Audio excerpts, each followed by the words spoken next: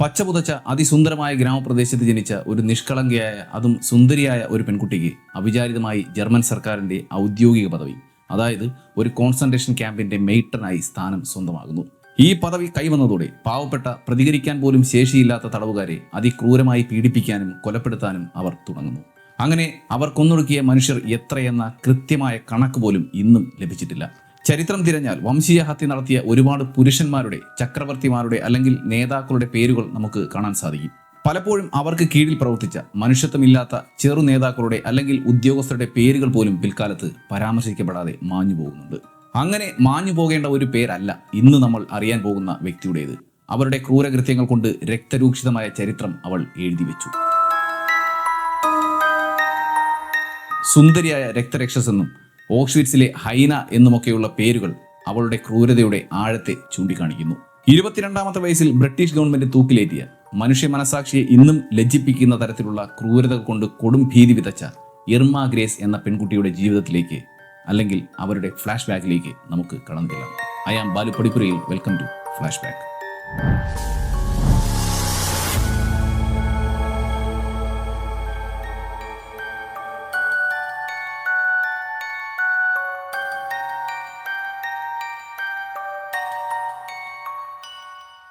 1923 October 7 ജർമ്മനിയിലെ മെക്ലർബർഗിലുള്ള പച്ചപുതച്ച വയലുകളും ചിതറിക്കിടക്കുന്ന വനപ്രദേശവും തടാകങ്ങളുമൊക്കെയുള്ള ശാന്തവും മനോഹരവുമായ ചെറിയ ഗ്രാമത്തിലാണ് ഇർമ ഗ്രേസ് ജനിക്കുന്നത്.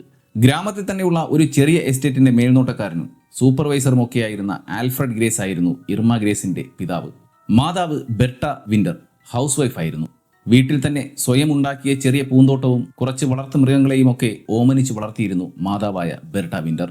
ഈ ഗ്രാമത്തിലുള്ള ആളുകൾ കൂടുതലായും ജീവനമാർഗമായി കണ്ടിരുന്നത് കൃഷിയായിരുന്നു. ഗ്രാമത്തിലുള്ളവരിൽ മറ്റു കുടുംബങ്ങളെ അപേക്ഷിച്ച് സാമ്പത്തികമായി അല്പസ്വല്പം നല്ല നിലയിലായിരുന്നു ഗ്രേസ് കുടുംബം ജീവിതം നയിച്ചത്. ആൽഫ്രഡ് ഗ്രേസയുടെയും ബെർട്ട വിൻഡറിന്റെയും 5 മക്കളിൽ 3ാമത്തെ പുത്രിയായിട്ടാണ് ഇർമ ജനിക്കുന്നത്. ഇർമയ്ക്ക് ലിഷേൽ എന്ന പേരിൽ ഒരു മൂത്ത സഹോദരിയും ആൽഫ്രഡ് എന്ന ഒരു മൂത്ത സഹോദരനും ഉണ്ട്.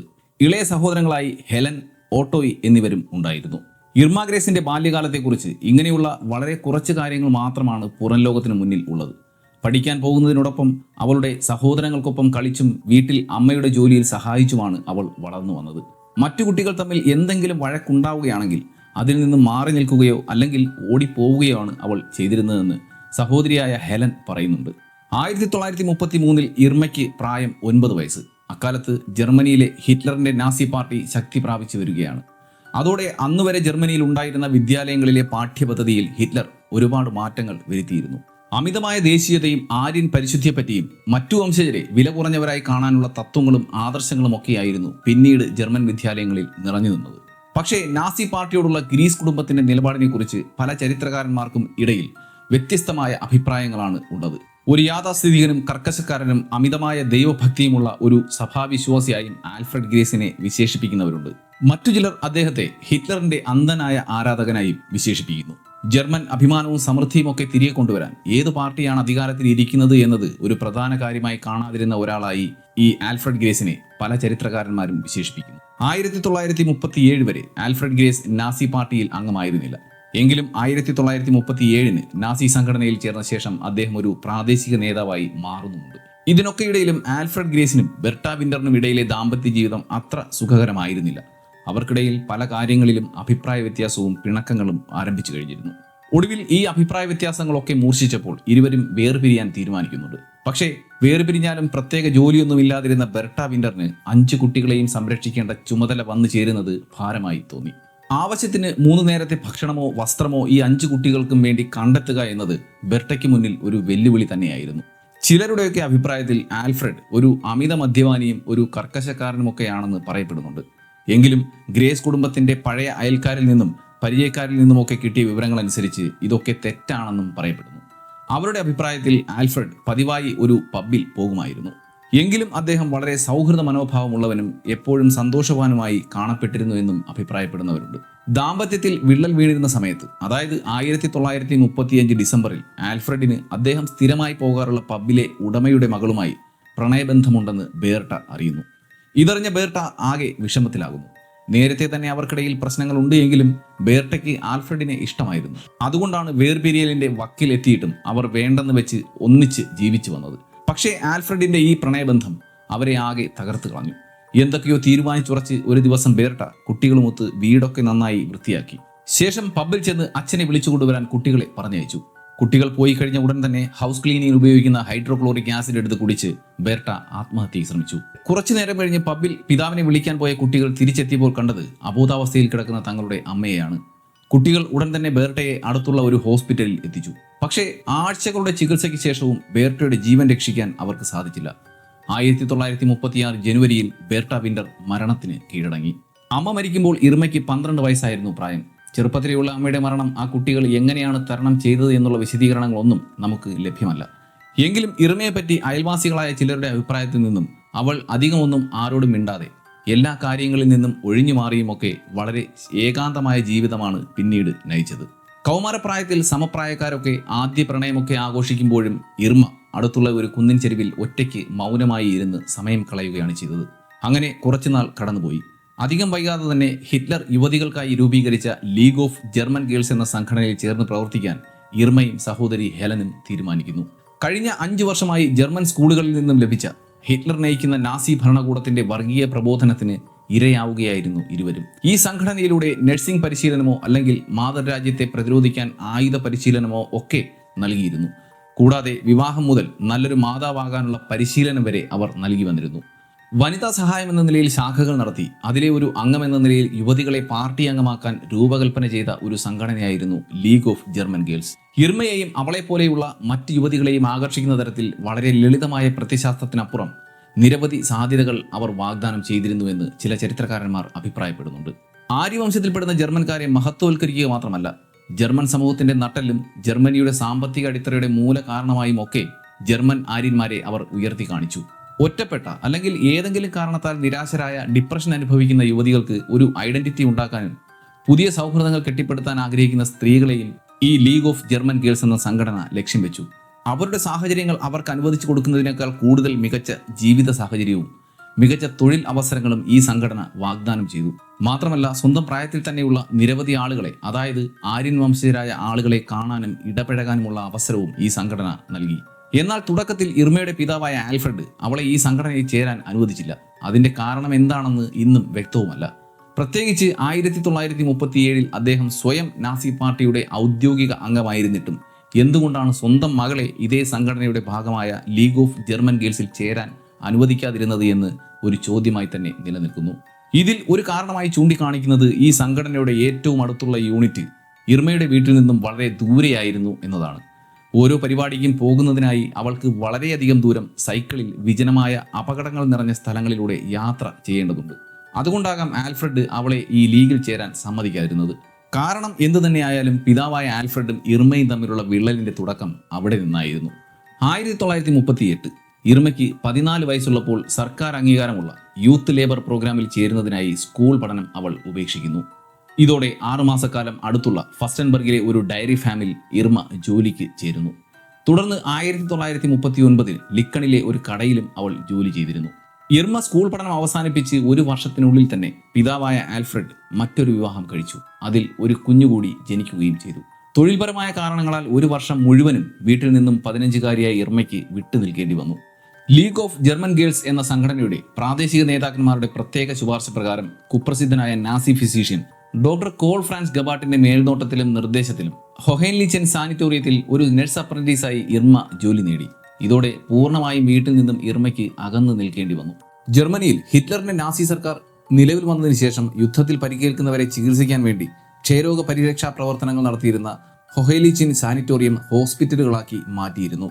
ഈ ഹോസ്പിറ്റലിലാണ് ഡോക്ടർ ഗബാട്ട് ജൂത സ്ത്രീകളിലും മറ്റും വളരെ ക്രൂരവും ഭയാനകവുമായ മെഡിക്കൽ പരീക്ഷണങ്ങൾ നടപ്പിലാക്കിയിരുന്നത്. വർഷങ്ങൾക്ക് ശേഷം ഈ കുറ്റം ആരോപിച്ച് 1948 കോൾ ഫ്രാൻസ് ഗബാട്ടിനെ വധശിക്ഷയ്ക്ക് വിധേയനാക്കിയിരുന്നു. ഏതാണ്ട് ഈ പരീക്ഷണങ്ങളൊക്കെ ഗബാട്ട് നടത്തുന്ന വർഷങ്ങളിലാണ് ഇർമ ഈ ഹോസ്പിറ്റലിൽ നഴ്സിംഗ് അപ്രന്റീസായി ജോലി ചെയ്യാൻ എത്തിയത്. പക്ഷേ ഈ ജോലിയിൽ കൂടുതൽ മുന്നോട്ട് പോകാനുള്ള കഴിവ് ഇർമയ്ക്ക് ഉണ്ടായിരുന്നില്ല. ഇത് മനസ്സിലാക്കിയ ഇർമ തന്നെ അവിടെ എത്തി 2 വർഷങ്ങൾക്ക് ശേഷം ഡോക്ടർ ഗബാട്ടിനോട് തന്റെ മനസ്സ് തുറക്കുന്നു. നഴ്സിംഗ് മേഖല തനിക്ക് പറ്റിയ പണിയല്ലെന്നും ജീവിക്കാൻ മറ്റെന്തെങ്കിലും ജോലി ഉടൻ തന്നെ സംഘടിപ്പിക്കണമെന്നും അവൾ പറയുന്നു. ഒരുപക്ഷെ ഈ കാലയളവിനുള്ളിൽ തന്നെ മനുഷ്യത്വരഹിതമായ പ്രവർത്തനങ്ങളിലും നാസി പ്രത്യയശാസ്ത്രവുമായും ഇർമ ഗ്രേസ് കൂടുതൽ ഇഴുകിച്ചേർന്നിരിക്കാം. 1930കളുടെ അവസാനത്തിലും രണ്ടാം ലോക മഹായുദ്ധത്തിന്റെ ആദ്യ വർഷങ്ങളിലും നാസി സേനയായ SS-ന്റെ ഹൈക്കമാൻഡ് അംഗങ്ങളായ ആൽബർട്ട് സ്പീർ, ഹെൻറിച്ച് ഹെയ്ഡ്രിച്ച്, റുഡോൾഫ് എന്നിവരുമായി ഇർമ ഇടപഴകിയിരുന്നു. ഇത് നാസി പ്രത്യയശാസ്ത്രത്തിലേക്ക് ഇർമ ഗ്രേസിനെ കൂടുതൽ സ്വാധീനം ചെലുത്താൻ കാരണമായിരുന്നിരിക്കാം. ഡോക്ടർ ഗെബാർട്ടും ഈ നാസി പാർട്ടിയുടെ പ്രചാരകൻ തന്നെയായിരുന്നു. പൂർണ്ണമായും ഒരു നഴ്സാകുന്നതിൽ പരാജയപ്പെട്ട ഇർമ ഗ്രേസിനെ ഡോക്ടർ ഗെബാർട്ടും പോകാൻ അനുവദിക്കുന്നു. പക്ഷേ പോകുന്നതിന് മുൻപ് ഗെബാർട്ട് ഇർമ ഗ്രേസിനോട് SS എന്ന ജർമ്മൻ സേനാ വിഭാഗത്തിന്റെ കീഴിൽ പ്രവർത്തിക്കുന്ന റാവൻസ്ബ്രൂക്ക് കോൺസെൻട്രേഷൻ ക്യാമ്പിൽ ഒരു ജയിൽ ഗാർഡനായി ജോലിക്ക് അപേക്ഷിക്കാൻ നിർദ്ദേശിക്കുന്നു. മാത്രമല്ല ഈ കോൺസെൻട്രേഷൻ ക്യാമ്പിലെ അദ്ദേഹത്തിന് അറിയാവുന്ന ഒരാളോട് ഇർമയ്ക്ക് വേണ്ടി ശുപാർശ ചെയ്യുകയും ചെയ്തു. ശേഷം 1942 ജൂലൈയിൽ തിരികെ കോൺസെൻട്രേഷൻ ക്യാമ്പിലെത്തി SS-ന്റെ വനിതാ വിഭാഗത്തിലെ ജോലിക്ക് അപേക്ഷിക്കുന്നു. ജോലിക്ക് പ്രവേശനം ലഭിച്ച ഇർമ ഉടൻ തന്നെ ജയിൽ ഗാർഡാകാനുള്ള പരിശീലനവും ആരംഭിച്ചു. സേനയിലോ നിർമ്മാണ ജോലികളിലോ സ്ത്രീകളെ നിയമിക്കുന്നത് അല്ലെങ്കിൽ ഇങ്ങനെയുള്ള ജോലികൾ ചെയ്യാൻ സ്ത്രീകളെ അനുവദിക്കുന്നത് ജർമ്മൻ സമൂഹത്തിന്റെ സ്ത്രീകളെക്കുറിച്ചുള്ള ഔദ്യോഗികമായ നാസി നിലപാടിന് തികച്ചും വിരുദ്ധമായിരുന്നു. നാസി പ്രത്യയശാസ്ത്രം അനുസരിച്ച് സ്ത്രീകൾ വിവാഹം കഴിക്കുകയും കഴിയുന്നത്ര കുട്ടികളെ ഉൽപ്പാദിപ്പിക്കുകയും ചെയ്യണം. അല്ലാതെ മറ്റൊരു മേഖലയിലേക്കും അവർ സ്ത്രീകളെ ഒരിക്കലും കടത്തിവിട്ടിരുന്നില്ല. പക്ഷേ രണ്ടാം ലോക മഹായുദ്ധം മൂർച്ഛിച്ചു നിൽക്കുന്ന അവസ്ഥയിൽ ജർമ്മൻ സൈന്യത്തിലേക്ക് റിക്രൂട്ട് ചെയ്യപ്പെട്ട ഫാക്ടറി തൊഴിലാളികൾക്ക് പകരം സ്ത്രീകളെ റിക്രൂട്ട് ചെയ്യാൻ അവർ നിർബന്ധിതരായി. മാത്രമല്ല യുദ്ധത്തിൽ പരിക്കേൽക്കുന്നവരെ പരിചരിക്കാൻ യോഗ്യരായ നഴ്സുമാരുടെ ആവശ്യവും കൂടി വന്നു. 1942ഓടെ കോൺസെൻട്രേഷൻ ക്യാമ്പുകൾ നിർബന്ധിത ലേബർ ക്യാമ്പുകളിൽ നിന്നും മനുഷ്യരുടെ കശാപ്പുശാലകളായി മാറാൻ തുടങ്ങിയതോടെ കൂടുതൽ ക്യാമ്പുകൾ സ്ഥാപിക്കപ്പെട്ടു. ഈ ക്യാമ്പുകളുടെ സുരക്ഷ വനിതാ വിഭാഗത്തെ ഏൽപ്പിച്ചതോടെ പുരുഷന്മാരായ കൂടുതൽ സൈനികരെ യുദ്ധത്തിലേക്ക് എത്തിക്കാൻ ജർമ്മനിക്ക് സാധിക്കുകയും ചെയ്തു. എങ്കിലും SS-ന്റെ പൂർണ്ണ അംഗമാകാൻ സ്ത്രീകളെ അവർ ഒരിക്കലും അനുവദിച്ചിരുന്നില്ല. സ്ത്രീകളെ അവർ എപ്പോഴും സഹായികളായി മാത്രമാണ് സേനയിൽ നിലനിർത്തിയിരുന്നത്. പക്ഷേ 1942നും 1944നും ഇടയിൽ കോൺസെൻട്രേഷൻ ക്യാമ്പുകളിൽ ഗാർഡുകളാകാൻ റാവൻസ്ബ്രൂക്കിൽ നിന്നും പരിശീലനം നേടിയെത്തിയ സ്ത്രീകൾ പുരുഷന്മാർക്കൊപ്പം നിലവാരമുള്ള അധികാരമുള്ള സൈനികരായി തന്നെ എത്തുകയായിരുന്നു. അവർക്ക് ഡൗച്ചൌവിലെ മോഡൽ ക്യാമ്പിൽ പുരുഷ ഗാർഡുകൾക്ക് ലഭിക്കുന്ന അതേ രീതിയിലുള്ള കഠിനമായ പരിശീലനവും ലഭിച്ചു. കഠിനമായ ഒരു മാസത്തെ ട്രെയിനിങ്. ഈ ട്രെയിനിങ്ങിനിടയിലെ ഇർമയുടെ അനുഭവങ്ങളെക്കുറിച്ച് വളരെ ചെറിയ അറിവ് മാത്രമേ രേഖപ്പെടുത്തിയിട്ടുള്ളൂ. പക്ഷേ പരിശീലനം പൂർത്തിയാക്കി ജോലിയിൽ പ്രവേശിച്ച് ഒരു വർഷത്തിനുള്ളിൽ ഓഷിയറ്റ്സ് കോൺസെൻട്രേഷൻ ക്യാമ്പിലെ ഇർമയുടെ പെരുമാറ്റം, അവളെ പഠിപ്പിച്ച ക്രൂരമായ പാഠങ്ങൾ എത്രത്തോളം ഫലപ്രദമായി സ്വായത്തമാക്കി എന്നതിനെ വ്യക്തമാക്കുന്നതായിരുന്നു. റാവൻസ്ബ്രൂക്കിലെ സീനിയർ മേറ്റർമാരിൽ ഒരാളായ ഡെറോത്തിയ ബിൻസ് ഇർമയിൽ കാര്യമായ സ്വാധീനം ചെലുത്തിയിട്ടുണ്ടാകാം എന്നത് ഒരു അനുമാനം മാത്രമായിരുന്നില്ല. റാവൻസ്ബ്രൂക്കിൽ വെച്ച് ബിൻസ് പരിശീലിപ്പിച്ച നീചവും ക്രൂരവുമായ പെരുമാറ്റങ്ങളും തന്ത്രങ്ങളും തന്നെയാണ് ഇർമ ഗ്രേസും ഓഷിറ്റ്സ് കോൺസെൻട്രേഷൻ ക്യാമ്പിൽ പുറത്തെടുത്തത്. ഓഷിറ്റ്സ് കോൺസെൻട്രേഷൻ ക്യാമ്പിൽ നിന്നും രക്ഷപ്പെട്ടവരുടെ വിവരണങ്ങളിൽ നിന്നും ഇർമ ഗ്രേസും ബീൻസും തമ്മിൽ പല കാര്യങ്ങളിലും സാദൃശ്യമുള്ളതായി രേഖപ്പെടുത്തിയിട്ടുണ്ട്. ഇരുവരും എപ്പോഴും ലോഡ് ചെയ്ത ഒരു തോക്ക് കയ്യിൽ കരുതിയിരുന്നു. തടവുകാരെ തല്ലിച്ചതയ്ക്കുന്നതിനും അതിക്രൂരമായി പീഡിപ്പിക്കുന്നതിനും മാത്രമല്ല, അവരെ കൊല്ലുന്നതിനും ഇതേ തോക്ക് അവർ ഉപയോഗിച്ചിരുന്നു. SS സേന ഔദ്യോഗികമായി അവർക്ക് നൽകിയ ഒരേ ഒരു ആയുധവും ഈ തോക്ക് മാത്രമായിരുന്നു.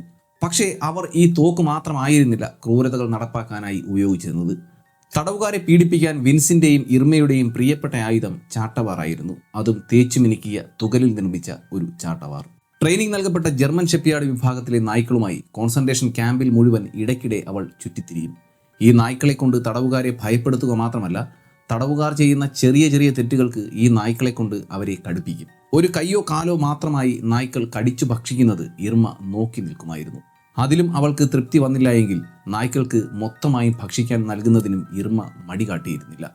ഒന്നു കൈഞ്ഞൊടിച്ചാൽ തടവുകാരെ ക്രൂരമായി കടിച്ചു കീറി ജീവനെടുക്കാൻ ഈ നായ്ക്കൾക്ക് നിമിഷങ്ങൾ മതിയായിരുന്നു. അതിന് പ്രത്യേക പരിശീലനം ഈ നായ്ക്കൾക്ക് നൽകിയിരുന്നു. തടവുകാർക്ക് വളരെ വികൃതപരമായ ലൈംഗികപരമായ പീഡനങ്ങൾ നൽകാനും മടിക്കാത്തവളായിരുന്നു ഇർമ. ഈ പ്രവൃത്തികളൊക്കെ പരിഷ്കൃത മനുഷ്യന് ചിന്തിക്കാൻ പോലും കഴിയുന്നതിനും അപ്പുറമായിരുന്നു. ഇർമ തടവുകാരുടെ പോലും ക്രൂരമായ ലൈംഗിക ആസക്തിക്ക് ഇരയാക്കിയിരുന്നു. ഇർമ ഗ്രേസ് ജർമ്മനിയിൽ ഉണ്ടായിരുന്ന ആര്യന്മാരല്ലാത്ത മനുഷ്യരെയൊക്കെ, അതായത് ജൂതന്മാർ, സ്ലാബുകൾ, റോമൻസ് പോലെയുള്ളവരെ രാഷ്ട്രത്തിന്റെ രണ്ടാം കിട മനുഷ്യരായും ആജന്മ ശത്രുക്കളായും കണക്കാക്കിയിരുന്നു. ഇങ്ങനെയുള്ള മനുഷ്യരായിരുന്നു കോൺസെൻട്രേഷൻ ക്യാമ്പുകളിൽ ഉണ്ടായിരുന്നവർ. ഇവരെ നിർബന്ധിത ലേബർ ജോലികൾക്ക് ഉപയോഗിക്കുന്നതിനോടൊപ്പം അതിക്രൂരമായ പീഡനങ്ങൾക്കും വിധേയരാക്കിയിരുന്നു.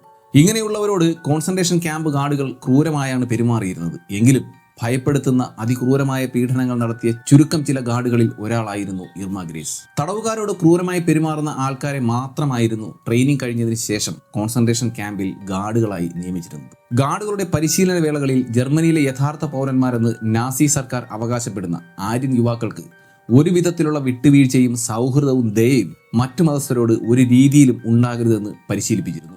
പ്രസംഗത്തിലൂടെ ഇതൊക്കെ പകർന്നു നൽകുന്നതും ആവശ്യപ്പെടുന്നതും പ്രചോദിപ്പിക്കുന്നതുമൊക്കെ ഹിറ്റ്ലർ തന്നെയായിരുന്നു. ഓരോ ജർമ്മൻകാരും വളരെ അക്രമപരമായി ചിന്തിക്കുകയും അക്രമത്തിലൂടെയും ക്രൂരതയിലൂടെയും മറ്റുള്ളവരിൽ ആധിപത്യം സ്ഥാപിക്കുകയും ചെയ്യേണ്ടതിൻ്റെ ആവശ്യകത രാജ്യത്തിൻ്റെ ഉയർച്ചയ്ക്ക് അനിവാര്യമാണെന്ന് ഹിറ്റ്ലർ തൻ്റെ പ്രസംഗങ്ങളിൽ ഊന്നി പറയുന്നുണ്ട്. രാജ്യാഭിമാനത്തിൻ്റെ തിളക്കവും ഇരപിടിക്കുന്ന മൃഗത്തിൻ്റെ സ്വാതന്ത്ര്യവും നിങ്ങൾക്ക് ഉണ്ടാകുമെന്ന് പറയുന്ന അന്നത്തെ ഹിറ്റ്ലറിൻ്റെ വാക്കുകൾ വളരെ കുപ്രസിദ്ധമാണ്. തടവുകാർക്കിടയിൽ ഒറ്റപ്പെട്ടതോ സംഘടിതമായോ ഉള്ള അട്ടിമറിയോ കലാപമോ നടക്കാതിരിക്കാൻ SS ഗാർഡ് നിരന്തരം അവരെ നിരീക്ഷിച്ചിരുന്നു. അതിനായി പ്രത്യേക പരിശീലനവും അവർക്ക് നൽകിയിരുന്നു. എല്ലാ ദിവസവും 2 തവണ മണിക്കൂറുകൾ വെയിലിൽ നിർത്തി തടവുകാരെ പരിശോധനയ്ക്ക് വിധേയമാക്കുമായിരുന്നു. സംശയം തോന്നുന്നവരെ അതിക്രൂരമായി മർദ്ദിക്കുകയും പീഡിപ്പിക്കുകയും ചെയ്യും. ഗാർഡുകൾ ഒരു കാരണവശാലും തടവുകാരുമായി വ്യക്തിപരമായോ മാനുഷികപരമായോ ഉള്ള സമ്പർക്കമോ സൗഹൃദപരമായ സംഭാഷണമോ പോലും പാടില്ല എന്ന കർശന നിർദ്ദേശമുണ്ടായിരുന്നു. പരിശീലനം പൂർത്തിയാക്കി ആദ്യമായി റാവൻസ്ബ്രൂക്കിൽ നിന്ന് എത്തിയവർ അവിടെയുള്ള സീനിയർ ഗാർഡുകൾ പ്രകടിപ്പിക്കുന്ന ക്രൂരമായ പെരുമാറ്റം കണ്ട് ഭയപ്പെട്ടിരുന്നു. അവരെ പോലെയാകാൻ പുതുതായി വന്ന ഗാർഡുകൾ കുറച്ച് സമയം എടുത്തിരുന്നതായി ഈ ക്യാമ്പിൽ നിന്നും അതിജീവിച്ചവർ പറയുന്നുണ്ട്. ഓഷിറ്റ്സ് ക്യാമ്പിലെ പീഡനങ്ങൾ അതിജീവിച്ച മഗ്ദ ഹെല്ലിംഗർ ക്യാമ്പ് സിയിലെ തടവുകാരിയായിരുന്നു. ഇവരുടെ വിവരണത്തിൽ ഇർമ ഗ്രേസ് ആദ്യമായി ഓഷിറ്റ്സിലെ ഈ ക്യാമ്പിലെത്തിയപ്പോൾ അവരെ പരിചരിക്കാനായി ഒരു സഹായിയായി ഹെല്ലിംഗറിനെ നിയോഗിച്ചിരുന്നു. ആദ്യ ദിവസങ്ങളിൽ ഇർമയെ കണ്ടത് അവർ നന്നായി ഓർക്കുന്നുണ്ടായിരുന്നു. 19-കാരിയായ ഇർമ ഗ്രേസിന്റെ മുടി 2 തോളുകളിലുമായി പിന്നിയിട്ട പ്രത്യേകതരം ഹെയർ സ്റ്റൈലായിരുന്നു. അധികം സംസാരിക്കാത്ത പ്രകൃതമാണെങ്കിലും ഒരു സാധാരണക്കാരിയായാണ് ആദ്യമൊക്കെ കാണപ്പെട്ടത്. പക്ഷേ 1 മാസത്തിന് ശേഷം വീണ്ടും ഇർമയെ കണ്ട മഗ്ദ ഹെല്ലിംഗർ അക്ഷരാർത്ഥത്തിൽ ഞെട്ടി. വളരെ പെർഫെക്റ്റായി യൂണിഫോം ധരിച്ച ഗ്രേസിന്റെ കണ്ണുകളിൽ ക്രൂരതയുടെ ഭാവമായിരുന്നു. അവളുടെ തിളങ്ങുന്ന ബൂട്ടുകളും പുതിയ ഹെയർ സ്റ്റൈലും കുറ്റമറ്റ രീതിയിലുള്ള മേക്കപ്പും ആരുടെയും ശ്രദ്ധ പിടിച്ചുപറ്റുന്നതായിരുന്നു. നിറതോക്കുകളുമായി അവൾ ക്യാമ്പിൽ പെട്രോളിംഗ് നടത്തുമ്പോൾ അവൾക്ക് ചുറ്റും ഭയപ്പെടുത്തുന്ന ഒരു അന്തരീക്ഷം നിറഞ്ഞു നിന്നിരുന്നു. നാസി കോൺസെൻട്രേഷൻ ക്യാമ്പുകളിൽ ഗാർഡുകളായി ജോലി ചെയ്തിരുന്നവരിൽ അധികവും 18-നും 26-നും ഇടയിൽ പ്രായമുള്ളവരായിരുന്നു. മാത്രമല്ല സമൂഹത്തിൽ സാമ്പത്തികപരമായും തൊഴിൽപരമായും വിദ്യാഭ്യാസപരമായും പിന്നോക്കം നിൽക്കുന്ന കുടുംബങ്ങളിലെ യുവാക്കളാണ് ഇത്തരം ജോലികളിലേക്ക് നാസി സർക്കാർ നിയോഗിച്ചിരുന്നത്. അതും വർഗീയ മനോഭാവമുള്ള ആര്യൻകാരായ ജർമ്മൻസ് ആണെങ്കിൽ മാത്രം. 1-ാം ലോക മഹായുദ്ധത്തിന്റെ അവസാനത്തോടെ സാമ്പത്തിക പ്രതിസന്ധികൾ ഏറ്റവും കൂടുതൽ ബാധിച്ചത് ജർമ്മനിയുടെ ഉൾപ്രദേശങ്ങളിലായിരുന്നു. ഇത്തരം പ്രദേശങ്ങളിൽ നിന്നാണ് യുവാക്കളെ നാസികൾ തിരഞ്ഞെടുത്തത്. ആര്യൻ മേധാവിത്വത്തിൻ്റെയും അന്യമത വിദ്വേഷത്തിൻ്റെയും വംശഹത്യയുടേതുമായ ഹിറ്റ്ലറിൻ്റെ സന്ദേശങ്ങൾ ഈ യുവാക്കളെ അന്ധരാക്കി കഴിഞ്ഞിരുന്നു.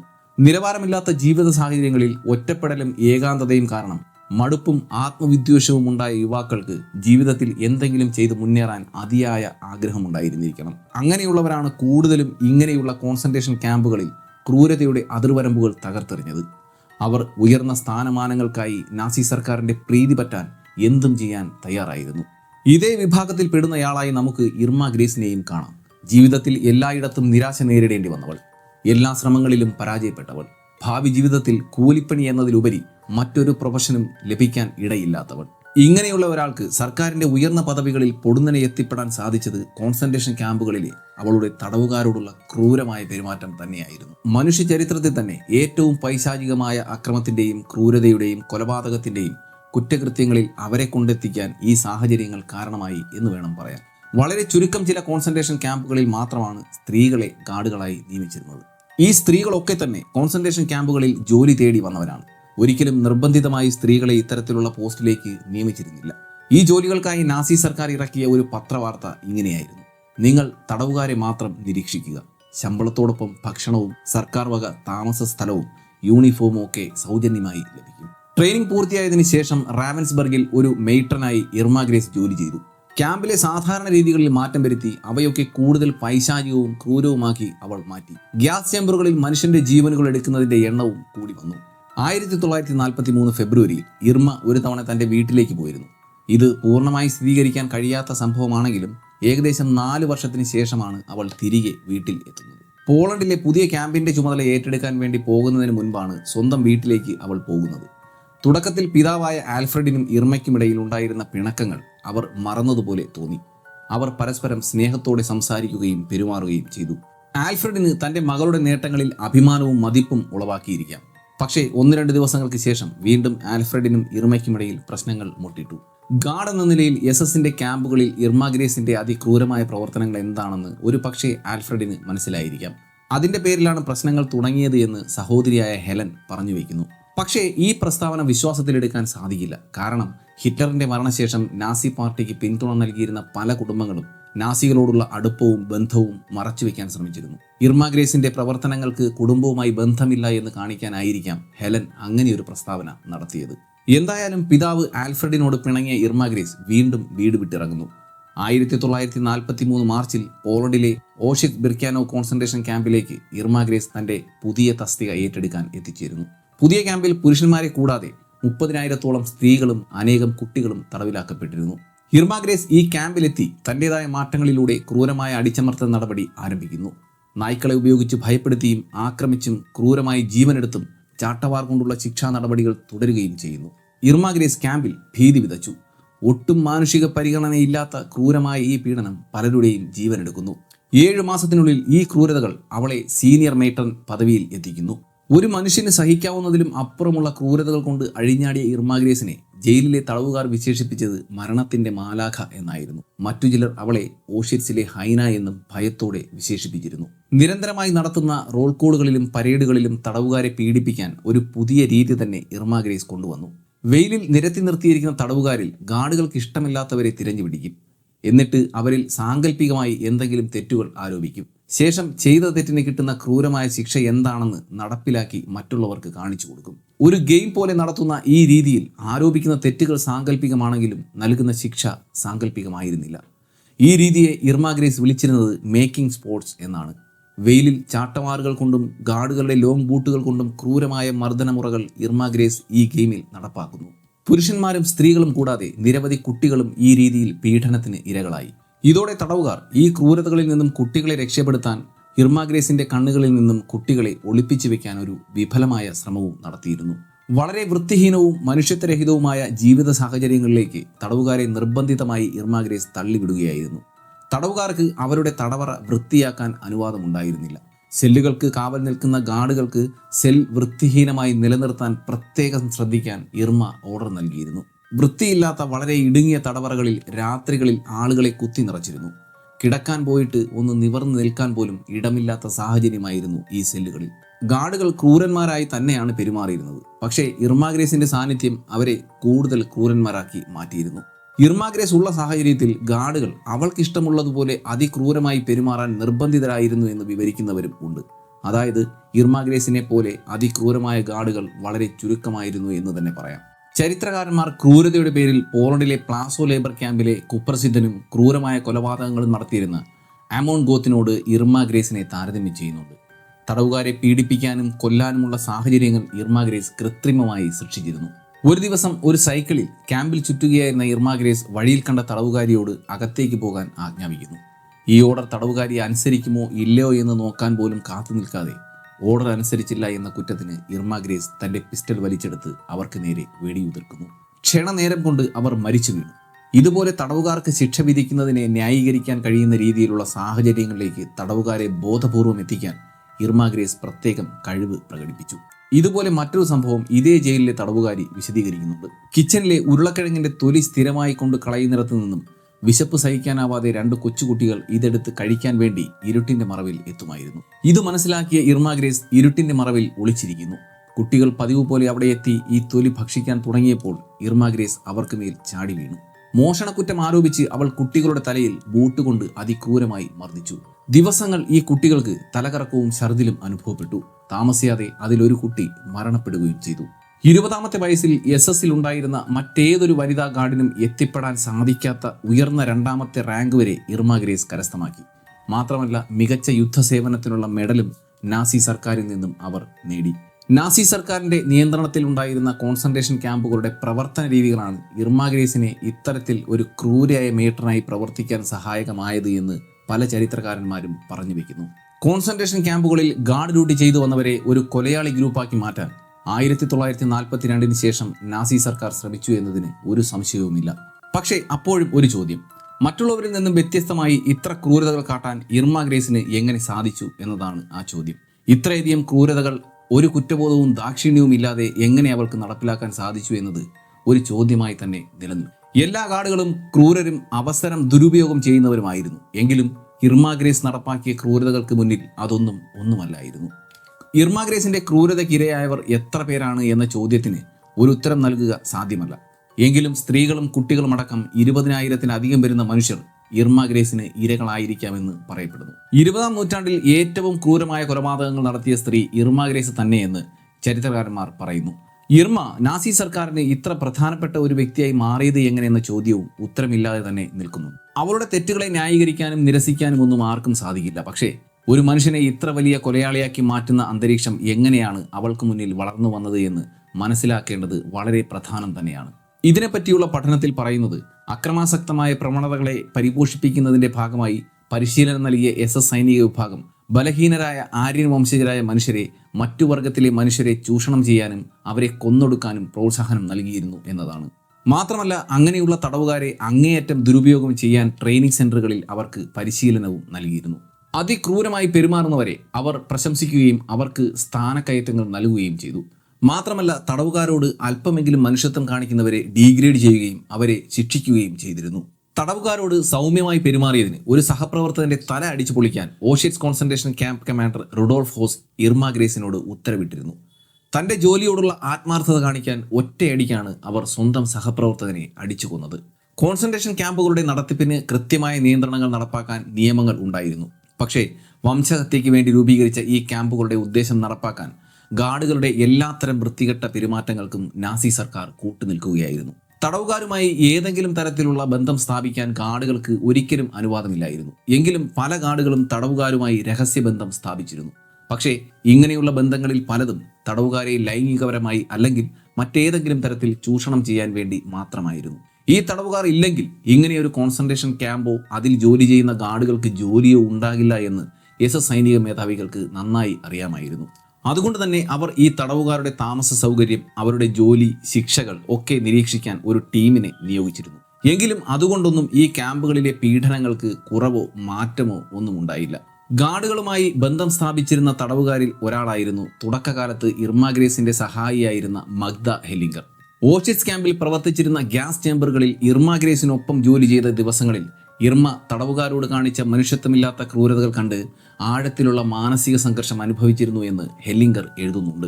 പക്ഷേ താനൊരു യഹൂദ തടവുകാരിയാണെന്ന കാര്യം ഇർമ ഗ്രേസ് പലപ്പോഴും മറന്ന് സ്നേഹത്തോടെ പെരുമാറിയിരുന്നതും സംസാരിച്ചിരുന്നതുമൊക്കെ ഹെല്ലിംഗർ എഴുതുന്നുണ്ട്. ഒരു സുഹൃത്തായി തന്നെ പലപ്പോഴും പരിഗണിക്കുന്നുണ്ടായിരുന്നു എന്ന് പറഞ്ഞ ഹെല്ലിംഗർ അതിനെ ന്യായീകരിക്കുന്ന പല കാര്യങ്ങളും വിവരിക്കുന്നുമുണ്ട്. ഹെല്ലിംഗറോട് ഇർമ ഗ്രേസ് തന്റെ ചെറുപ്പകാലവും അമ്മയുടെ മരണവും നഴ്സാകാൻ ആഗ്രഹിച്ചിട്ടും നടക്കാതെ പോയതുമൊക്കെ പല സന്ദർഭങ്ങളിലായി പങ്കിട്ടിരുന്നു. മാത്രമല്ല, ഡോക്ടർ കോൾ ഫ്രാൻസ് ഗബാർഡിനോടുള്ള ആദരവും ബഹുമാനവും അവൾ വാക്കുകളിൽ പ്രകടിപ്പിച്ചിരുന്നു എന്നും അവർ പറയുന്നു. അതായത് മഗ്ദ ഹെല്ലിംഗർ ഇർമ ഗ്രേസിന് മുന്നിൽ അല്പമെങ്കിലും ധൈര്യത്തോടെ പേടിയില്ലാതെ നിലയുറപ്പിച്ച് ജീവിച്ച ചുരുക്കം തടവുകാരിൽ ഒരാളായിരുന്നു എന്ന് തന്നെ പറയാം. ഒരു ദിവസം രാവിലെ ഇർമ ഗ്രേസയുടെ ക്രൂരമായ ചാട്ടവാറടിയിൽ ശരീരം മുഴുവനും പൊട്ടിപ്പൊളിഞ്ഞ് രക്തമൊലിക്കുന്ന നിലയിൽ മാരകമായി പരിക്കേറ്റ 4 സ്ത്രീകളെ മഗ്ദ ഹെല്ലിംഗറിന്റെ അരികിൽ കൊണ്ടുവന്നത് ഹെല്ലിംഗർ ഓർക്കുന്നു. അവർ മൃഗീയമായ പീഡനത്തിന് ഇരകളായി കഴിഞ്ഞിരുന്നു. അവരെ ഉടൻ ക്യാമ്പിൽ തന്നെയുള്ള ഡോക്ടറിന്റെ അടുത്ത് എത്തിച്ച ശേഷം ഈ സംഭവത്തിൽ മനംതൊന്ന ഹെല്ലിംഗർ ഇർമ ഗ്രേസിനോട് നിങ്ങൾ പാവപ്പെട്ട സ്ത്രീകളോട് എന്താണ് ചെയ്തത് എന്ന് ചോദ്യം ചെയ്തു. അവരുടെ മുറിവുകൾ വളരെ ആഴമുള്ളതാണെന്നും അവർ മരണപ്പെടാൻ വരെ സാധ്യതയുണ്ടെന്നും നിന്നെക്കുറിച്ച് ഓർക്കുമ്പോൾ ലജ്ജ തോന്നുന്നു എന്നും തുറന്നു പറയുകയായിരുന്നു. വെറുമൊരു തടവുകാരി തന്നെ ചോദ്യം ചെയ്തപ്പോൾ വന്ന കടുത്ത ദേഷ്യത്തിൽ ഇർമ ഗ്രേസ് അടുത്തിരുന്ന ചാട്ടവാർ ഉയർത്തി മഗ്ദ ഹെല്ലിംഗറിനെ തല്ലാനൊരുങ്ങി. ഇത് കണ്ട മഗ്ദ ഹെല്ലിംഗർ, നീ എന്നെയല്ല ആരെയും തല്ലും, നിനക്ക് രക്തം കാണുന്നതാണ് ഇഷ്ടം എന്ന് പറഞ്ഞ് അവിടെ നിന്നും പെട്ടെന്ന് ഇറങ്ങിപ്പോയി. എന്നാൽ പിന്നീട് മഗ്ദ ഹെല്ലിംഗറിനെ കണ്ട ഇർമ ഗ്രേസ് അവളോട് ക്ഷമ ചോദിച്ചത് ഹെല്ലിംഗറിനെ അത്ഭുതപ്പെടുത്തി. ഇത്ര പൈശാചികമായി പെരുമാറുന്ന ഒരാൾ ക്ഷമ ചോദിക്കുമെന്ന് ഹെല്ലിംഗർ സ്വപ്നത്തിൽ പോലും കരുതിയിരുന്നില്ല. ഇതേപോലെ ഇർമ ഗ്രേസുമായി വളരെ അടുത്ത് പ്രവർത്തിച്ചിരുന്ന മറ്റൊരു തടവുകാരി കൂടിയുണ്ട്. ഓഷിറ്റ്സിലെ പീഡനങ്ങളിൽ നിന്നും ജീവനോടെ രക്ഷപ്പെട്ട ലിലിക സാൽസർ എന്നു പേരുള്ള ഒരു സ്ത്രീയാണ് അത്. അവർ ഒരു തയ്യൽക്കാരിയായിരുന്നു. യൂണിഫോമും മറ്റ് വസ്ത്രങ്ങളും തുന്നാൻ ഇർമ ലിലികയാണ് ഏൽപ്പിച്ചിരുന്നത്. ഗാർഡുകൾക്ക് സർക്കാർ വകയായി ഒരേ ഒരു യൂണിഫോം മാത്രമാണ് അനുവദിച്ചു നൽകിയത്. അതുകൊണ്ട് ഗാർഡുകൾ തന്നെ തടവുകാരിൽ തുന്നാൻ അറിയാവുന്നവരെ ഉപയോഗിച്ച് യൂണിഫോം തയ്യാറാക്കിയിരുന്നു. അങ്ങനെ ഗാർഡുകൾ തുന്നാൻ നിയോഗിച്ചയാളാണ് ഈ ലിലിക. ഇർമ ഗ്രേസ് വന്നതോടെ അവളുടെ മാത്രം തുണികൾ തുന്നുന്നതിനായി ലിലികയെ ഉപയോഗിക്കുകയായിരുന്നു. നല്ലപോലെ തുണികൾ തുന്നുന്ന ലിലിക ക്യാമ്പിലുള്ള മറ്റു ഗാർഡുകളേക്കാൾ ഭംഗിയും ശരീരത്തിൽ ഇഴുകിച്ചേരുന്നതുമായ രീതിയിലാണ് ഇർമ ഗ്രേസിന് യൂണിഫോം തയ്യാറാക്കി നൽകിയത്. നല്ല ഒതുക്കമുള്ള ശരീരഭംഗിയുള്ള ഇർമ ഗ്രേസ് ഇടുപ്പിൽ വെള്ളി പൂശിയ പിസ്റ്റൽ കൂടി തിരികെ നടക്കുന്നത് കാണാൻ ഒരു അഴകായിരുന്നു എന്ന് ലിലിക പറയുന്നുണ്ട്. ഓഷിറ്റ്സിൽ തടവിലാക്കപ്പെട്ടവരിൽ ഉണ്ടായിരുന്ന ജീവനോടെ രക്ഷപ്പെട്ട അപൂർവം ചില ഡോക്ടർമാരിൽ ഒരാളായ ഡോക്ടർ ജിസെല്ലെ പേളിന്റെ അഭിപ്രായത്തിൽ അദ്ദേഹം കണ്ടിട്ടുള്ളത് വെച്ച് ഏറ്റവും വടിവൊത്ത ശരീരവും മാലാഖമാരുടെ നീലക്കണ്ണുകളുമുള്ള സുന്ദരിയും ഒരാൾക്ക് സങ്കല്പിക്കാൻ കഴിയുന്നതിലും അപ്പുറം നിഷ്കളങ്കമായ കണ്ണുകളുമുള്ള ഇർമ ഗ്രേസ് പ്രവൃത്തി കൊണ്ട് ഒരു ക്രൂരമായ ഹൈനയെ പോലെയാണെന്ന് ഭയത്തോടെ വിവരിക്കുന്നു. ഗാർഡുകൾക്ക് പ്രത്യേക നിയന്ത്രണങ്ങൾ ഉണ്ടായിരുന്നുവെങ്കിലും യഥേഷ്ടം തടവുകാരെ ലൈംഗികമായി ഉപയോഗിക്കാൻ അനുവദിക്കുകയും പ്രോത്സാഹിപ്പിക്കുകയും ചെയ്തിരുന്നു ക്യാമ്പുകളിൽ. അതിൽ ചില ഗാർഡുകൾ അതിക്രൂരമായി ലൈംഗിക പീഡനങ്ങൾക്ക് തടവുകാരായ സ്ത്രീകളെ ഇരകളാക്കി. ഇങ്ങനെയുള്ള ശാരീരിക അതിക്രമങ്ങൾക്കിടയിൽ പലപ്പോഴും മരണങ്ങൾ സംഭവിക്കും. അതൊക്കെ ഒരു അപകട മരണമായോ ആത്മഹത്യയായോ മാറ്റാൻ ഗാർഡുകൾക്കും അവരെ സപ്പോർട്ട് ചെയ്യുന്ന സേനയ്ക്കും നിഷ്പ്രയാസം കഴിഞ്ഞിരുന്നു. പകൽ സമയങ്ങളിൽ തടവുകാരോട് ക്രൂരമായ പെരുമാറ്റവും സായാഹ്ന സമയങ്ങളിൽ ഗാർഡുകളുടെ പാർട്ടി വിരുന്നിൽ ആർത്തുല്ലസിക്കുകയും ചെയ്യുമായിരുന്നു. അതിനുശേഷം രാത്രി ആഘോഷിക്കാൻ തടവുകാരിൽ തന്നെയുള്ള സ്ത്രീകളെയും അവർ ഉപയോഗിച്ചിരുന്നു. ഓഷിറ്റ്സ് ക്യാമ്പിലെ കമാൻഡർമാരായ റുഡോൾഫ് ഹെസ്സുമായും ജോസഫ് മെങ്കലെയുമായും ഇർമ ഗ്രേസ് ബന്ധം പുലർത്തിയിരുന്നു. എന്നിരുന്നാലും ഇർമ ഗ്രേസ് തടവുകാരിൽപ്പെട്ട സ്ത്രീകളെ തന്റെ ക്രൂരമായ ലൈംഗിക വൈകൃതങ്ങൾക്കായി ഉപയോഗിച്ചിരുന്നു. ഈ കോൺസെൻട്രേഷൻ ക്യാമ്പുകളിൽ നിന്നും അതിജീവിച്ചവരിൽ പലരും ഇതൊക്കെ റിപ്പോർട്ട് ചെയ്തിട്ടുമുണ്ട്. ഇർമ ഗ്രേസിന്റെ മേൽനോട്ടത്തിൽ നിരവധി സ്ത്രീകളെ ലൈംഗികമായി പീഡിപ്പിക്കുന്നതിനും തങ്ങൾ സാക്ഷ്യം വഹിച്ചിരുന്നതായി ക്യാമ്പിൽ നിന്നും രക്ഷപ്പെട്ടവർ റിപ്പോർട്ട് ചെയ്തിട്ടുണ്ട്. ഇതൊക്കെ കോൺസെൻട്രേഷൻ ക്യാമ്പുകളുടെ ഗുരുതരമായ നിയമലംഘനമായിരുന്നു. ഇങ്ങനെയുള്ള നിയമലംഘനങ്ങൾ പുറത്തു പറയുമെന്ന് തോന്നിയ സ്ത്രീകളെ ഇർമ ഗ്രേസ് ഗ്യാസ് ചേംബറുകളിലെ ക്രൂരമായ മരണത്തിന് വിധേയമാക്കി. 1943 ഇർമ ഗ്രേസിന് താൻ ഗർഭിണിയാണോ എന്ന സംശയം ഉണ്ടായി. ഇതോടെ 1-2 ദിവസം അവർ പുറത്തിറങ്ങിയതേയില്ല. ക്യാമ്പിൽ തന്നെയുള്ള ജിസെല്ലെ പേൾ എന്ന ഡോക്ടറെ അവർ പോയി കണ്ടു. പരിശോധനയിൽ ഇർമ ഗ്രേസ് ഗർഭിണിയാണെന്ന് മനസ്സിലായി. ഇക്കാര്യം അവളെ ഡോക്ടർ പേൾ അറിയിക്കുകയും ചെയ്തു. ആകെ ഭ്രാന്ത് പിടിച്ചതുപോലെ അലറുകയാണ് ഇത് കേട്ട ഇർമ ഗ്രേസ് ചെയ്തത്. ശേഷം ക്യാമ്പിൽ വെച്ച് തന്നെ ശസ്ത്രക്രിയ വഴി തന്റെ വയറ്റിൽ കിടക്കുന്ന കുഞ്ഞിനെ ഒഴിവാക്കാൻ ഡോക്ടറോട് അവൾ ആവശ്യപ്പെട്ടു. എസ് സേനയുടെ അധികാരികൾ അറിഞ്ഞാൽ ഒരിക്കലും അത് സാധ്യമല്ല. കാരണം അക്കാലത്ത് ആര്യൻ സ്ത്രീകളിൽ ഗർഭമലസിപ്പിക്കുന്നത് വധശിക്ഷ വരെ കിട്ടാവുന്ന കുറ്റമായിരുന്നു. അതുകൊണ്ട് തന്നെ ഡോക്ടർ പേൾ അതിന് തയ്യാറായതുമില്ല. പക്ഷേ ഡോക്ടർ പേളിന് ഒരു ഔദ്യോഗിക സ്ഥാനക്കയറ്റമാണ് ഇത് ചെയ്യാനായി ഇർമ ഗ്രേസ് വാഗ്ദാനം ചെയ്തത്. ഇതോടെ അതീവ രഹസ്യമായി ഡോക്ടർ പേൾ ശസ്ത്രക്രിയയിലൂടെ ഇർമ ഗ്രേസിന്റെ വയറ്റിലുണ്ടായിരുന്ന കുഞ്ഞിനെ ഇല്ലാതെയാക്കി. ചികിത്സ കഴിഞ്ഞ് ക്യാമ്പിലേക്ക് തിരിക്കുന്ന ദിവസം ഇർമ ഗ്രേസ് ഡോക്ടർ പേളിനോട് ഇങ്ങനെ പറയുന്നു: നമ്മുടെ രാജ്യം ഒരു യുദ്ധത്തിലാണ്. യുദ്ധത്തിന് ഒരുപാട് ഡോക്ടർമാരുടെ ആവശ്യമുണ്ട്. അതിൽ ഒരാളായ നിങ്ങളെ എനിക്ക് കൊല്ലണമെന്ന് ആഗ്രഹമില്ല. പക്ഷേ ഈ സംഭവം പുറത്തു പറഞ്ഞാൽ നിങ്ങൾ എൻ്റെ കൈകളാൽ കൊല്ലപ്പെടും. അതൊരു ഭീഷണി മാത്രമായിരുന്നില്ല. അവൾ ചെയ്യുമെന്ന് പറഞ്ഞാൽ ചെയ്യും. അത് അയാൾക്ക് നല്ലതുപോലെ അറിയാം. ആ വാക്കുകൾ മറ്റാര് പറഞ്ഞാലും ഡോക്ടർ പേളിന് ഭയമുണ്ടാകില്ലായിരിക്കാം. പക്ഷേ പറയുന്നത് ക്രൂരതയുടെ പര്യായമായ ഇർമ ഗ്രേസ് ആണ്. അവൾ പറഞ്ഞാൽ പറഞ്ഞതുപോലെ ചെയ്യും. അതുകൊണ്ട് തന്നെ ഈ കാര്യം ഡോക്ടർ പോൾ ഇർമ ഗ്രേസിന്റെ മരണം വരെയും പുറത്തു പറഞ്ഞിട്ടില്ല. കൂടാതെ സ്ഥാനക്കയറ്റം നൽകാമെന്ന വാക്കും ഇർമ പാലിച്ചതുമില്ല. 1944 ഓഷിറ്റ്സ് കോൺസെൻട്രേഷൻ ക്യാമ്പിൽ ഗാർഡുകൾക്കിടയിൽ സിഫിലിസ് എന്ന രോഗം പടർന്നു പിടിക്കുന്നു. ഈ രോഗം ബാധിച്ച ഒരാളുമായി ലൈംഗിക ബന്ധത്തിൽ ഏർപ്പെടുമ്പോഴാണ് സിഫിലിസ് പടർന്നു പിടിക്കുന്നത്. ട്രിപ്പോനിമ പാലിഡം എന്ന ബാക്ടീരിയയാണ് ഈ രോഗത്തിന്റെ പ്രധാന കാരണം. ചർമ്മത്തിലുള്ള സിഫിലിസ് വ്രണവുമായി നേരിട്ടുള്ള സമ്പർക്കത്തിലൂടെയാണ് ഈ ബാക്ടീരിയ മറ്റൊരാളിലേക്ക് പകരുന്നത്. വേദനയില്ലാത്ത ഈ വ്രണങ്ങൾ ചുണ്ടുകൾ അല്ലെങ്കിൽ വായ്ക്കുള്ളിൽ വരെ ഉണ്ടാകാം. വാസ്തവത്തിൽ ചിലർ ഈ മുറിവുകൾക്ക് വേദനയില്ലാത്തതിനാൽ അവഗണിക്കും. വ്രണങ്ങൾ സാധാരണയായി തന്നെ ഉണങ്ങും. പക്ഷേ ബാക്ടീരിയ ശരീരത്തിൽ പ്രവർത്തനരഹിതമായി തുടരുകയും ചെയ്യും. 30 വർഷം കഴിഞ്ഞു പോലും ഈ ബാക്ടീരിയ സജീവമാവുകയും തലച്ചോറുൾപ്പെടെയുള്ള ആന്തരികാവയവങ്ങളെ നശിപ്പിക്കുകയും ചെയ്യും. ഈ രോഗം തനിക്കും പിടിപെട്ടു എന്ന സംശയം ഇർമ ഗ്രേസിനെ ഭയപ്പെടുത്തി. രോഗനിർണയം നടത്തിയപ്പോൾ ഫലം പക്ഷേ നെഗറ്റീവായിരുന്നു. 1945 ജനുവരി മുതൽ ഏപ്രിൽ വരെയുള്ള കാലയളവിൽ ഇർമ ഗ്രേസ് എവിടെയുണ്ടായിരുന്നു എന്നതിന് കൃത്യമായ രേഖകൾ ഇല്ല. മറ്റൊരിടത്തേക്ക് ജോലി സംബന്ധമായി യാത്ര പോയി എന്ന് പറയപ്പെടുന്നു. ഗ്രേസ് കുടുംബത്തിന്റെ അയൽക്കാരിൽ നിന്നും ലഭിച്ച വിവരമനുസരിച്ച് 1945 ഏപ്രിലിൽ റാവൻസ്ബ്രൂക്ക് ക്യാമ്പിലെ തടവുകാരെ പടിഞ്ഞാറൻ ജർമ്മനിയിലേക്ക് മാറ്റിയപ്പോൾ അവരുടെ കൂടെ ഇർമ ഗ്രേസും പടിഞ്ഞാറൻ ജർമ്മനിയിലേക്ക് പോകുന്നു. റഷ്യൻ സഖ്യസേന പോളണ്ടിലേക്ക് മുന്നേറുകയും ജർമ്മനിയുടെ കിഴക്കൻ പ്രദേശങ്ങൾ ആക്രമിച്ചു കീഴടക്കാൻ തുടങ്ങുകയും ചെയ്തതോടെ കോൺസെൻട്രേഷൻ ക്യാമ്പുകൾ ഒഴിപ്പിക്കാൻ തുടങ്ങി. ഇതോടെയാണ് പടിഞ്ഞാറൻ ജർമ്മനിയിലേക്ക് തടവുകാരെയും ഗാർഡുകളെയും മാറ്റേണ്ടി വന്നത്. അങ്ങോട്ടേക്കുള്ള യാത്രക്കിടയിലാണ് അവൾ തന്റെ കുടുംബത്തെ വീണ്ടും കണ്ടുമുട്ടിയത് എന്ന് ഇർമ ഗ്രേസിന്റെ ഗ്രാമമായ റെച്ചേൻ പ്രദേശവാസികൾ പറയുന്നു. സോവിയറ്റ് യൂണിയന്റെ മുന്നേറ്റം കാരണം ഇർമ ഗ്രേസിന്റെ പിതാവും രണ്ടാനമ്മയ്ക്കും സഹോദരങ്ങൾക്കുമൊക്കെ സ്വദേശം വിട്ട് പലായനം ചെയ്യേണ്ടി വന്നു. കുടുംബത്തിനൊപ്പം ചെല്ലാൻ ഇർമയെ അവർ നിർബന്ധിച്ചു. പക്ഷേ അതിനവൾ വഴങ്ങിയില്ല.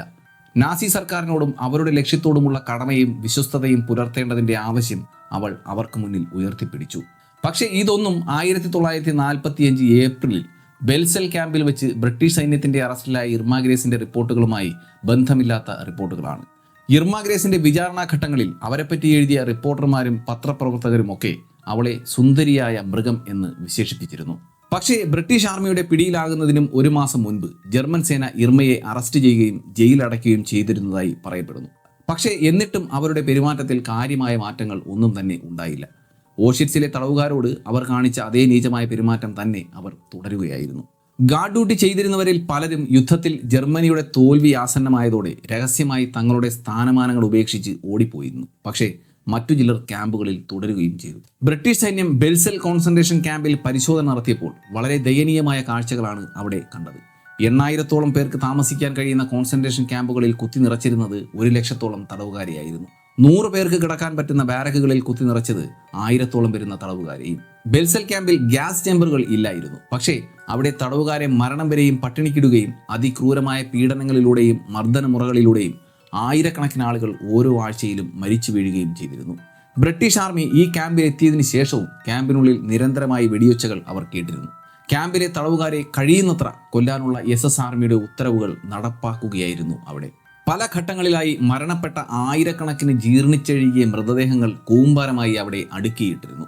ക്യാമ്പ് അധികാരികളെയും SS ഉദ്യോഗസ്ഥരെയും ഒക്കെ അറസ്റ്റ് ചെയ്തതിന് ശേഷമാണ് ഇർമ ഗ്രേസ് അറസ്റ്റിലാക്കപ്പെട്ടത്. ഇർമ ഗ്രേസിനൊപ്പം അറസ്റ്റ് ചെയ്യപ്പെട്ട 44 പ്രതികളും ഇംഗ്ലീഷ് നിയമപ്രകാരമാണ് വിചാരണ ചെയ്യപ്പെട്ടത്. ഓരോ പ്രതിയെയും വിസ്തരിക്കാനും ശിക്ഷ വിധിക്കാനുമായി 5 ബ്രിട്ടീഷ് സൈനിക ഉദ്യോഗസ്ഥരും ഒരു സിവിൽ ജഡ്ജിയും അടങ്ങുന്ന ട്രൈബ്യൂണൽ രൂപീകരിക്കപ്പെട്ടു. പ്രതികൾക്കെതിരെ വാദിക്കാനായി ബ്രിട്ടീഷ് പോളിഷ് സഖ്യസേനകളിൽ നിന്നും അഭിഭാഷകരെയും നിയമിച്ചു. കോടതിയിലെ പെരുമാറ്റം കൊണ്ട് ഇർമ ഗ്രേസ് ഏവരെയും ഞെട്ടിക്കുന്നു. തന്റെ ഒപ്പം അറസ്റ്റിലായ സഹപ്രവർത്തകരോടോ സ്വന്തം അഭിഭാഷകരോടോ അവർ ഒരു രീതിയിലും സഹകരിച്ചില്ല.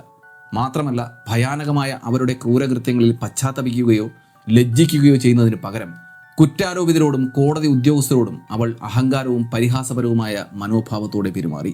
തന്റെ ഒപ്പം അറസ്റ്റിലായ സഹപ്രവർത്തകരോടോ സ്വന്തം അഭിഭാഷകനോടോ പോലും അവർ ഒരു രീതിയിലും സഹകരിച്ചില്ല.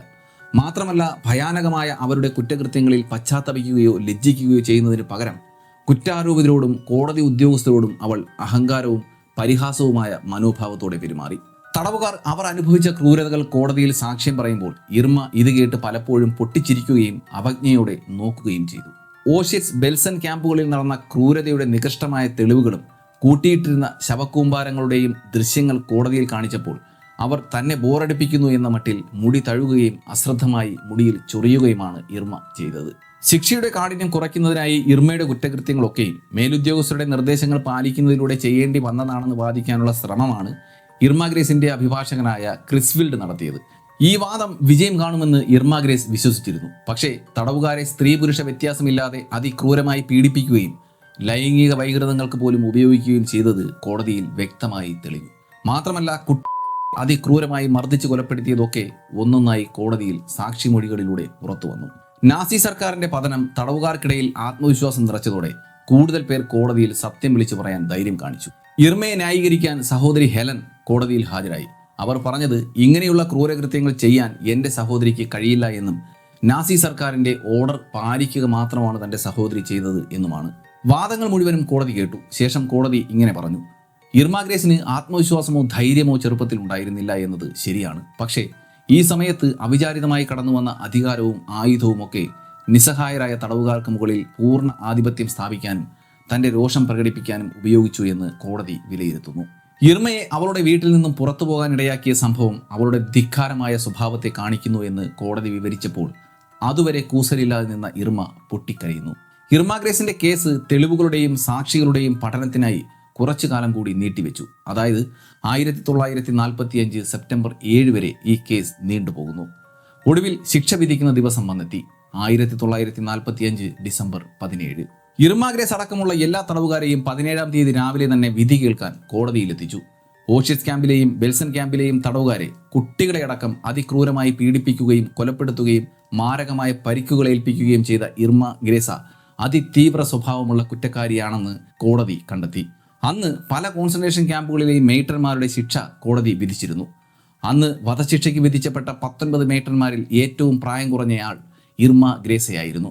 ശിക്ഷ വിധിച്ചതിന് ശേഷം അഭിഭാഷകനായ മേജർ ക്രാൻഫീൽഡ് ഇർമ ഗ്രേസിനെ ജയിലിൽ സന്ദർശിക്കുന്നുണ്ട്. അവൾ ആകെ അസ്വസ്ഥയായിരുന്നു. മുഖത്ത് കണ്ണുനീർ നിലയ്ക്കുന്നുണ്ടായിരുന്നില്ല. മുടി ആകെ പാറിക്കിടന്നിരുന്നു. അയാൾ അവൾക്ക് കുറച്ച് കത്തുകൾ നൽകി. അത് അവളുടെ വീട്ടിൽ നിന്നും ബന്ധുക്കൾ അയച്ച കത്തുകളായിരുന്നു. അവൾ കത്തുകൾ മുഴുവനും വായിച്ചു. മാത്രമല്ല അതിന് മറുപടിയും എഴുതി. ഈ കത്തുകളിൽ കൂടി ഞാൻ നിങ്ങളെ അവസാനമായി കണ്ടു. നിങ്ങൾക്ക് തലയുയർത്തി എന്നും ജർമ്മൻകാരായി തന്നെ ജീവിക്കാം. ഏറ്റവും മോശമായ അവസ്ഥയിൽ പോലും ഞാൻ എൻ്റെ ജന്മരാജ്യത്തോട് കൂറു പുലർത്തിയിരിക്കുന്നു. ഇതായിരുന്നു ഇർമ ഗ്രേസിന്റെ കുടുംബത്തിന് വേണ്ടിയുള്ള അവസാനത്തെ കത്തിൽ എഴുതിയിരുന്നത്. ഇർമ ഗ്രേസിന്റെ വധശിക്ഷ നടപ്പിലാക്കുന്നതിന്റെ തലേദിവസം രാത്രി അന്ന് അവൾ ഉറങ്ങാൻ കിടന്നത് യുദ്ധകുറ്റത്തിന് വധശിക്ഷയ്ക്ക് വിധിക്കപ്പെട്ട മറ്റ് 2 യുവതികൾക്കൊപ്പമായിരുന്നു. എലിസബത്ത് വോൾക്കൻരാത്ത്, ജുവാന ബോർമൻ, പിന്നെ ഇർമ ഗ്രേസ്. ഇവർ ഒന്നിച്ചാണ് സെല്ലിൽ ഉണ്ടായിരുന്നത്. 3 പേരുടെയും വധശിക്ഷ അടുത്ത ദിവസം രാവിലെ തന്നെ നടപ്പാക്കാനുള്ളതാണ്. മൂവരും രാത്രി മുഴുവൻ ഉച്ചത്തിൽ നാസി ഗാനങ്ങൾ പാടിക്കൊണ്ടിരുന്നു. പിറ്റേന്ന് രാവിലെ 9:30 ആദ്യം തൂക്കിലേറ്റിയത് എലിസബത്ത് വോൾക്കൻരാത്തിനെ ആയിരുന്നു. ശേഷം 10 മണിക്ക് ഇർമ ഗ്രേസിനെ തൂക്കുമരത്തിന്റെ ചുവട്ടിൽ എത്തിച്ചു. ശിക്ഷാ നടപടികൾ നടപ്പാക്കിയത് ബ്രിട്ടൻ ആരാച്ചാരായിരുന്ന ആൽബർട്ട് എന്നയാളായിരുന്നു. ഒരു മടിയും കൂടാതെ കടന്നു വന്ന ഇർമ ഗ്രേസ് തനിയെ പടികൾ കയറി തൂക്കുമരത്തിന്റെ താഴെ എക്സ് എന്ന് അടയാളപ്പെടുത്തിയിടത്ത് കയറി നിന്നു. നിയമ നടപടികൾ നടത്തിക്കൊണ്ടിരുന്ന ഉദ്യോഗസ്ഥരുടെ കണ്ണിൽ നോക്കി ഒരു ഭാവഭേദവുമില്ലാതെ അവൾ നിന്നു. അവളുടെ കണ്ണുകളിൽ ഒരു തുള്ളി കണ്ണുനീർ പോലും അപ്പോൾ ഉണ്ടായിരുന്നില്ല. മുടി നല്ലതുപോലെ ചീകി ഒതുക്കിയിരുന്നു. നിഷ്കളങ്കമായ ഒരു പുഞ്ചിരി അവളുടെ ചുണ്ടിൽ നിറഞ്ഞു നിന്നിരുന്നു.